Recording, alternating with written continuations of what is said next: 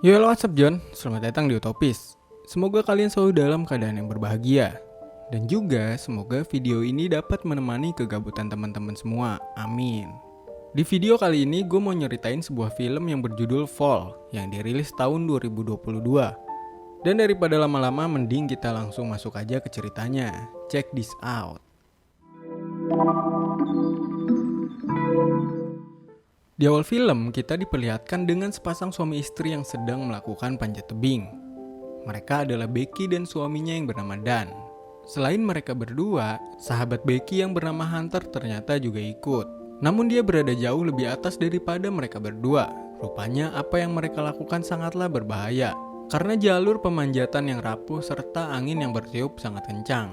Namun Dan berusaha meyakinkan istrinya kalau mereka akan baik-baik saja. Ketiganya terlihat sangat menikmati perjalanan itu, karena mereka memang sangat suka memacu adrenalin. Ketika Dan ingin meletakkan alat pengait di sebuah lubang, ia tiba-tiba dikejutkan dengan adanya seekor burung. Naas pengait tubuhnya ternyata tidak sanggup menahan beban tubuh Dan, sehingga dia pun jatuh dari ketinggian lebih dari 200 meter. Kematian Dan tentu saja menjadi pukulan berat untuk Becky. Dia seperti kehilangan motivasi untuk melanjutkan hidup dan merasa hidupnya sekarang sudah tidak berarti lagi.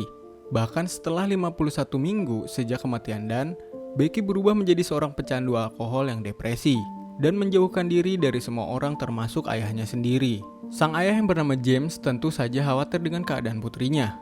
Ia berusaha mendorong Becky untuk melupakan dan kembali melanjutkan kehidupannya. Dia bahkan memberikan perumpamaan apabila situasinya berbalik. Dan Becky yang saat itu terjatuh dari tebing, apakah mungkin Dan akan bersikap sama seperti Becky yang sekarang?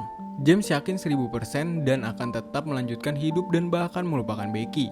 Mendengar hal itu, Becky semakin marah pada ayahnya dan memilih untuk pergi begitu saja. Sesampainya di rumah, Becky kembali meneguk sebotol alkohol sambil melihat abu suaminya yang masih tersimpan rapi. Keesokan harinya, Becky kedatangan seorang tamu yang tidak lain adalah sahabatnya, yaitu Hunter. Sama seperti Becky, Hunter juga mengaku terpukul setelah kematian Dan. Oleh sebab itulah dia mengambil waktu untuk beristirahat dan menenangkan diri.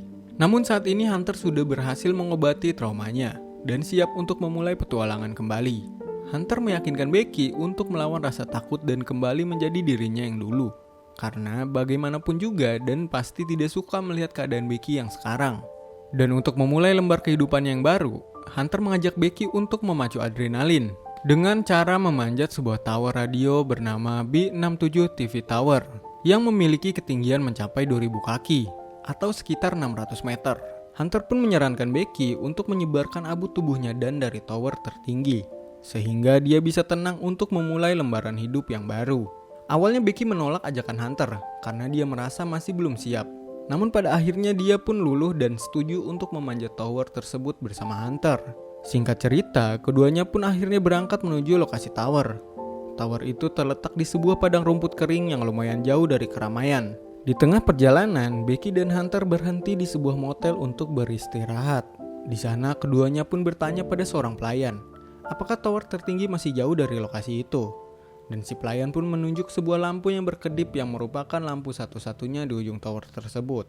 Insanely high. Yes. Now this is the tallest structure in the US, so aircraft can see it. Hunter kemudian menunjukkan sebuah life hack, di mana mereka bisa mengisi daya ponsel dengan memanfaatkan lubang pada lampu. Keesokan harinya, Becky dan Hunter pun kembali melanjutkan perjalanan menuju ke tower radio. Selama perjalanan itu, Hunter selalu mendokumentasikan perjalanannya karena nantinya dokumentasi itu akan dia upload di channel YouTube miliknya. Hal itu kadang membuat Hunter tidak fokus, hingga keduanya hampir saja akan tertabrak oleh truk saat mereka akan melanjutkan perjalanan. Singkat cerita, keduanya pun sampai di lokasi tower radio. Lokasi itu terlihat ditutupi oleh pagar lengkap dengan papan peringatan, agar tidak ada orang yang memasuki kawasan tersebut. Tapi karena sejak awal mereka bertujuan untuk memanjat tower itu, jadi mereka pun nekat melewati pagar pembatas. Setelah sampai di tower, keduanya pun melihat beberapa burung yang sedang makan bangkai hewan. Hunter dan Becky kemudian mengusir burung-burung itu, dan Hunter memposting foto bangkai hewan tersebut. Di luar dugaan, orang-orang ternyata antusias melihat postingan Hunter, sehingga membuat Hunter semakin bersemangat untuk mengabadikan momen penjelajahannya kali ini. Singkat cerita, keduanya pun akhirnya sampai di kaki tower radio. Hunter terlihat sangat bersemangat dan segera memasangkan tali pengaman untuk mereka berdua. Melihat ketinggian tower membuat Becky merasa ragu, sehingga dia pun berniat untuk mengurungkan diri. Namun lagi-lagi Hunter berhasil membujuk Becky dan meyakinkannya jika semuanya akan baik-baik saja. Keduanya pun mulai menaiki satu persatu anak tangga yang mengarah sampai ke puncak tower. Dan dapat dilihat kondisi tower itu sangatlah rapuh dan tidak kokoh. Mengingat tower itu memang sudah tua dan tidak terurus lagi. Meskipun begitu, Hunter dan Becky tetap nekat menaiki tower tanpa memperdulikan kondisi tower tersebut. Tanpa disadari, satu persatu baut pada tower mulai berjatuhan karena gesekan yang terjadi saat keduanya menaiki anak tangga. Tak lama kemudian, keduanya pun berhenti sebentar untuk mengisi tenaga dengan sebotol air yang mereka bawa. Barulah setelah itu mereka kembali melanjutkan perjalanan menuju ke puncak tower. Becky yang saat itu merasa gugup dan ketakutan terus mendapatkan dukungan dari Hunter yang justru terlihat sangat bersemangat dan menikmati petualangan mereka. Sampai suatu ketika, mereka harus melewati dua pemancar yang berada di jalur tangga. Untungnya mereka masih berhasil melewati rintangan itu dengan baik.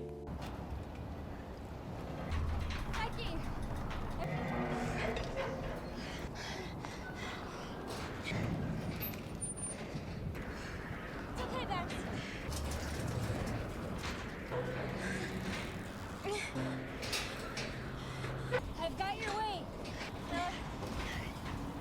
Smooth as sailing to the top now. Okay. Hey.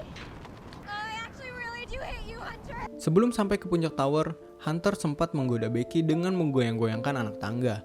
Tanpa disadari, hal itu malah membuat bau tangga perlahan-lahan jatuh semakin banyak. Setelah melewati semua anak tangga, keduanya pun akhirnya sampai di puncak tower. Mereka pun kemudian merayakan keberhasilan itu dengan mengabadikan momen. Mulai dari selfie, membuat video, sampai mengabadikan momen bergelantungan di atas ketinggian dengan menggunakan sebuah drone. Barulah setelah itu Becky menyebarkan abu suaminya dari atas ketinggian tower. Setelah melakukan semuanya, keduanya pun kembali bersiap untuk menuruni tower tersebut dengan tali pengaman yang terpasang pada keduanya. Becky pun mulai menuruni tower.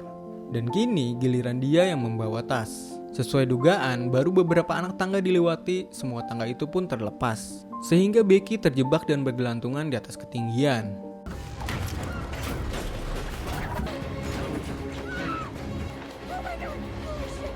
Beruntung keduanya terhubung oleh tali pengaman, sehingga Hunter bisa menarik Becky kembali ke puncak tower.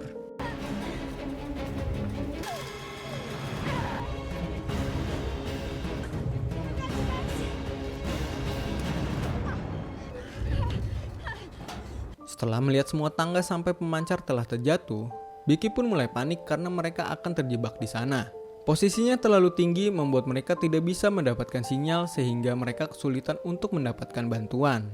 Dan yang lebih parahnya lagi, tas yang berisi air, drone, dan semua peralatan mereka ternyata jatuh dan tersangkut di pemancar tower. Dengan kepanikan itu, Hunter berusaha tetap tenang dan dia berhasil menemukan sebuah teropong dan sebuah flare gun. Yang pada nantinya, flare gun itu bisa digunakan untuk mencari bantuan. Mungkin saja ada orang yang melihat mereka. Karena keduanya terlalu sibuk memikirkan jalan keluar, mereka bahkan tidak menyadari kalau paha Becky telah terluka. Hunter pun dengan cepat menutupi luka Becky dengan menggunakan kemeja miliknya. Setelah beberapa jam terjebak, Becky pun mengingat postingan Hunter yang berarti di area yang lebih bawah, mereka mungkin saja bisa mendapatkan sinyal. Mereka pun akhirnya sepakat untuk membuat postingan permintaan tolong dan menurunkan ponsel Hunter dengan menggunakan tali pengaman. I don't think it posted. I've got an idea. Yeah, I'm okay. Shit.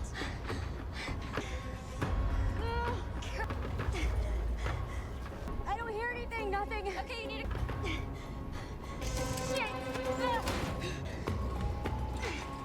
Sayangnya, meskipun mereka sudah berusaha menurunkan ponsel sampai ke batas terendah, mereka tetap tidak bisa mendapatkan sinyal. Tak ingin menyerah begitu saja, mereka pun sepakat untuk menjatuhkan ponsel Hunter, berharap di bawah sana postingan permintaan tolong mereka akan terkirim. Ponsel Hunter kemudian dimasukkan ke dalam sepatu untuk memastikan ponselnya tidak rusak saat sampai di dasar tower. Okay. We still need. Thank you, VS. Hope it's strong enough. Okay. Sambil menunggu bantuan, Hunter pun menggunakan teropong untuk melihat sekeliling, berharap ada seseorang yang melewati lokasi tersebut. Tanpa sengaja, Becky melihat sebuah tato angka di kaki Hunter yang selalu disebutkan oleh almarhum suaminya. Namun saat itu Becky tidak ingin terlalu memikirkan hal itu, Karena yang terpenting sekarang, bagaimana caranya mereka bisa turun dan selamat dari tower tersebut. Tak lama kemudian, Hunter pun melihat seorang lelaki yang berjalan bersama anjingnya. Mereka berdua pun berteriak minta tolong. Bahkan Becky sampai melemparkan kedua sepatunya untuk menarik perhatian lelaki tersebut. Sayangnya lelaki itu tidak mendengar teriakan mereka, sehingga lelaki itu pun pergi begitu saja. Dan dapat dilihat jika ponsel Hunter di bawah ternyata telah hancur, menandakan kalau mereka gagal mendapatkan bantuan. Saat diperhatikan, lelaki itu ternyata berjalan menemui rekannya di sebuah camper van yang terparkir tak jauh dari sana. Hunter pun menyuruh Becky untuk menembakkan flare gun saat menjelang malam agar kedua lelaki itu bisa melihat sinyal mereka. Saat malam tiba, mereka pun bersiap untuk menembakkan flare gun. Tak disangka tembakan itu membuat kedua lelaki di sana menyadari keberadaan mereka. Kedua lelaki itu pun mendekati lokasi tower sambil membawa beberapa peralatan. Tapi bukannya menyelamatkan mereka berdua, kedua lelaki itu malah mencuri mobil Hunter dan pergi begitu saja. Rasa putus asa pun kembali menyelimuti mereka berdua. Malam ini mereka terpaksa harus menginap di atas tower dengan kondisi dehidrasi, kelaparan, dan kesakitan. Di tengah keheningan malam, Becky memberanikan diri untuk menanyakan apa maksud tato di kaki Hunter.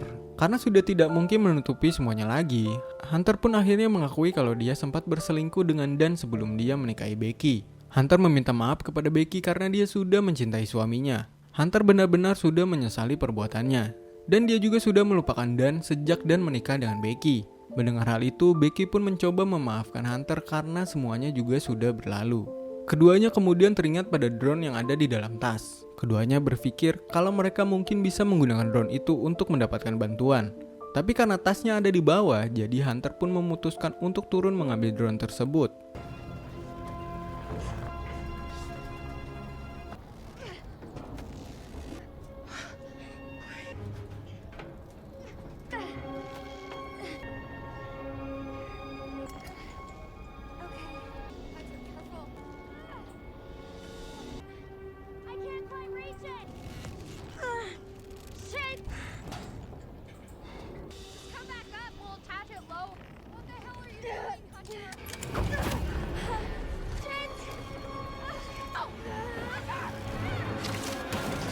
Setelah mendapatkan tas mereka, Hunter pun mencoba kembali naik dengan bantuan Becky.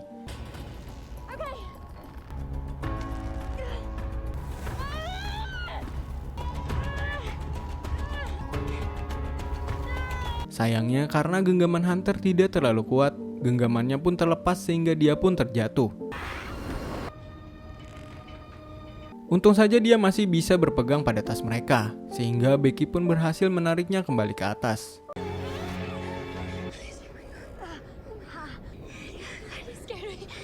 Setelah itu, Becky mencoba menggunakan drone untuk mengirimkan secari kertas dengan pesan meminta bantuan ke motel tempat mereka menginap. Sayangnya, baru diterbangkan beberapa detik, drone itu tiba-tiba kehabisan baterai, sehingga Becky terpaksa mengambil kembali drone tersebut. Becky kemudian teringat pada life hack yang diajarkan oleh Hunter, tentang bagaimana cara mengisi baterai dengan menggunakan lubang pada lampu. Becky pun nekat memanjat lebih tinggi, untuk mengisi baterai drone tersebut sampai penuh.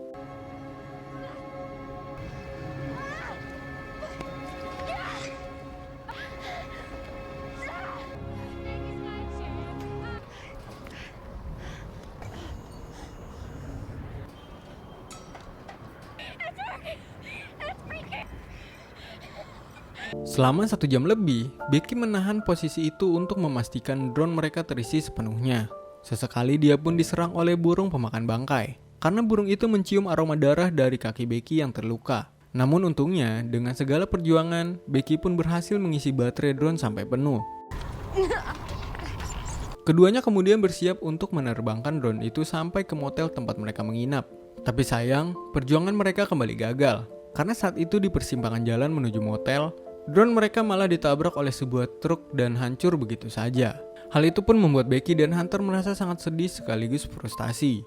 Bahkan Becky merasa jika dia sudah tidak sanggup lagi untuk melewati 1 malam di tempat tersebut. Kini harapan satu-satunya yang mereka miliki adalah ponsel milik Becky. Becky pun bertekad ingin mengirimkan pesan pada ayahnya dengan cara menjatuhkan ponselnya. Jadi dia pun meminta Hunter untuk meminjamkan sepatunya. Secara mengejutkan, Hunter malah menjawab jika dia tidak bisa menyerahkan sepatunya karena tubuhnya berada di bawah. Tak disangka sejak kemarin, Becky hanyalah berhalusinasi. Sejak insiden Hunter turun mengambil tas, ia sebenarnya tidak berhasil naik kembali ke atas. Becky hanya berhasil mendapatkan tas mereka, sementara tubuh Hunter telah menjadi santapan burung-burung pemakan bangkai. Malam itu badai mulai datang menyelimuti tubuh Becky. Becky yang sudah putus asa membuat sebuah video perpisahan, sekaligus permintaan maaf kepada ayahnya karena selama ini dia tidak sadar kalau ayahnya sangat menyayanginya. Keesokan harinya, Becky yang sudah lemah dihampiri oleh seekor burung pemakan bangkai. Burung itu pun perlahan mendekati tubuh Becky dan bersiap untuk memakan kakinya. Tanpa diduga, Becky tiba-tiba terbangun dan menangkap burung tersebut. Dengan tangan kosong, Becky membunuh burung itu dan langsung memakannya. Setelah mendapatkan energi yang cukup, Becky bersiap turun menuju ke pemancar.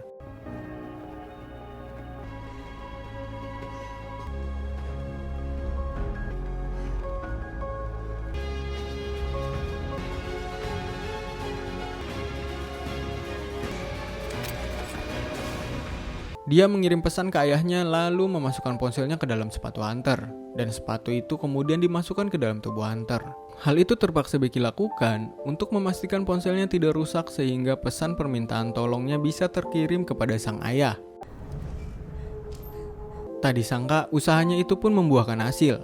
Pihak tim SAR berhasil menemukan Becky, sehingga Becky pun akhirnya terselamatkan. Tak lama kemudian ayah Becky pun datang. Dan dia sangat berbahagia melihat putrinya dalam keadaan baik-baik saja. Dan dari situ, film pun selesai. Dan itulah film Fall. Jika kalian suka dengan video ini, jangan lupa like, komen, dan subscribe. Karena itu adalah salah satu bentuk support terhadap channel ini agar channel ini makin terus berkembang. Dan tentunya membuat gue semakin bersemangat membuat video-video yang lainnya. Dan juga agar teman-teman gak ketinggalan updatean-updatean terbaru dari channel ini. Segitu dulu dari Utopis, thanks for watching, Utopis pamit, ciao, peace out.